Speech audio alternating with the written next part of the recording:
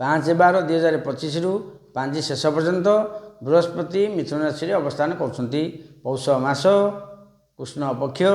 प्रतिपदा तिथि शुक्रवार संध्या 5:25 बृहस्पति महाग्रह मिथुन राशि को वक्र संचार करुँचे कर्कट रे जीवे मिथुन को पुणी जून मास हेले चलन फेर अलग से कर्कट को आसो से देखा जिते सब रही मकर राशि पृथ्वी रे भाई भाई मैंने मोर रही 21/10 22/10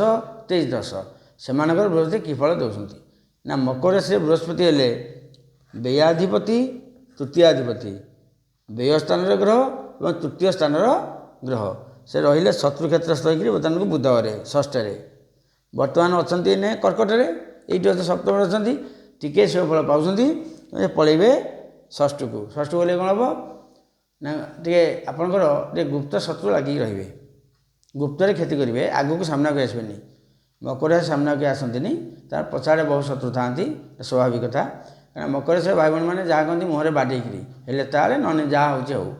तेणुक शत्रु टे बेसी हे टे कथबार्ता संयत करेंगे ये हूँ जिनस तब देखा दृष्टिफल 1 2 3 4 5 दशम स्थान शुक्र क्षेत्र को पंचम दृष्टि एत कौन हम ना कर्म टी बाधा सृष्टि हे यहाँ करी कि सहीटा करी कि सहीटा कर सिलेक्शन करें आपन जो वयस्क लोक पचारि बुझे टी कर्मस्थान पछपटे अच्छी व्यय अधिका रोचे बहुत व्यय रोचे